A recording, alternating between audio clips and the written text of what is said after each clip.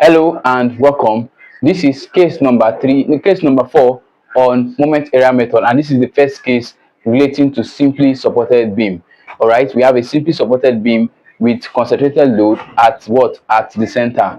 All right, now we have a load at the center. We have a load at the center is acting at a distance of what? L over 2 to the right end and L over 2 to the left end. This is the loaded beam. On B here we have the elastic curve. All right, and we also know that for a what is it called, for a beam such as this, the maximum deflection will be at what? At the mid span, and this maximum slope will be at what? At the ends of the beam. All right, because at the mid span, slope is equals to 0. All right, so this is the bending moment diagram for this beam. All right, so from this diagram we can deduce the area. We can also deduce the what? The x bar, which is the horizontal distance from the center of gravity to the reference line. Now the moment for a simply supported beam with a consistent load at the center is something but what? WL all over what? All over 4. So if you take the moment about this point, for instance, don't forget that what is it called, moment at what? At the ends of a simply supported beam is equal to 0. So we take moment about this distance here. We know that what? We know that here will be RA. This is just, I'm just trying to explain how we got about WL all over 4. Here will be R what? RB. Let's assume we have RA here and RB, two support. All right, RB will be equal to what? W what? W all over what? All over 2. All right, so if you have W all over 2 here, I multiply it by what? W all I multiply it by L over 2. You have what? You have WL all over what? All over 4. So this is how we come about WL all over 4. So now let's proceed to find the maximum slope first, then the maximum deflection. Now if you recall from our first video on moment area method, we derived some relations for what? For slope and what? And deflection. And we said that from our derivation we derive some Mohr's theorem. All right, and we said that theta is equals to what? A all over EI, and y, which is deflection, is equals to AX bar all over EI. Now we can use this to get the deflection, this maximum deflection and the maximum slope. Now for a triangle, this bending moment diagram is nothing but what? The shape of a triangle, and we know that for a triangle, area A is equals to 1 over 2 base times what? Times height. All right, now this beam is symmetrical. We are just using a part of it, because whatever happens to one part also is the same thing that will happen to the second part. All right, so we are using this part. Now what is the height of this part? It's nothing but WL all over 4, which is the bending moment. The length will be what? L over 2. So A will be equals to 1 over 2 multiplied by L over 2 multiplied by WL all over what? All over 4. So take note of this. So we have A to be equal to, here we have 2 times 2, which is what? Which is 4.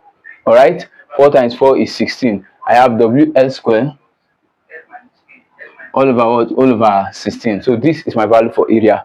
Now I can substitute this to get my maximum slope. So our theta max will be equals to A. Our A is W L square all over 16. This will be all over what? All over EI. So we have theta max to be equals to W L square all over what? All over 16 EI. All right, so this is our value for slope for a simply supported beam that has a concentrated load at the mid span. All right, so now let's look for our Y max. All right, we know that the formula Y is equals to AX bar all over EI, where A is what? WL square all over 16, and X bar is equals to what? X bar is equals to 2 all over 3 L all over what? All over 2. So we have Y max to be equal to, our A is what? WL square all over what? All over 16 multiplied by X bar, which is what? 2 over 3 multiplied by what? L over what? Multiplied by L over 2. All right, everything is all over what? EI.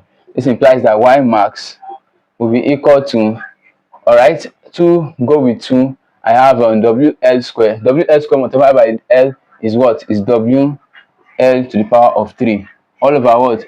All over 16 all over 16 multiplied by what? 3. 16 multiplied by 3 is nothing but 48.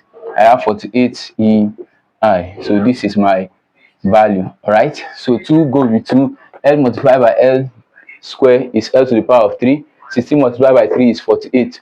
When this comes here, it becomes 1 all over ei. So we multiply and we got wl to the power of 3 over 48 ei. So this is our values for, this is our relations rather, for maximum slope and what? Maximum deflection for this particular case. All right, so we are going to be going to the next case, which is what? A simply supported beam with a uniformly distributed load. All right, so that will be our next case. So be sure to share, be sure to like, and be sure to subscribe. All right, so this is just to let you know that we have material such as this, all right, for you. All right, if you need any materials of ours, handwritten, well simplified, you feel free to reach out to us for any of them, be it on any courses. It might not be on strength of materials. We have them on numerous courses: machine design, applied electricity, and so on and so forth. So be free to reach out to us for your materials and also for private tutoring sessions. All right, if you need any of them, be sure to reach out to us. If you also need any clarification or if you have any question, our DM is always open.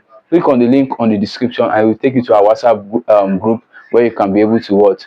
Make your order or ask your questions. So I will see you on case number 5. Thank you for watching.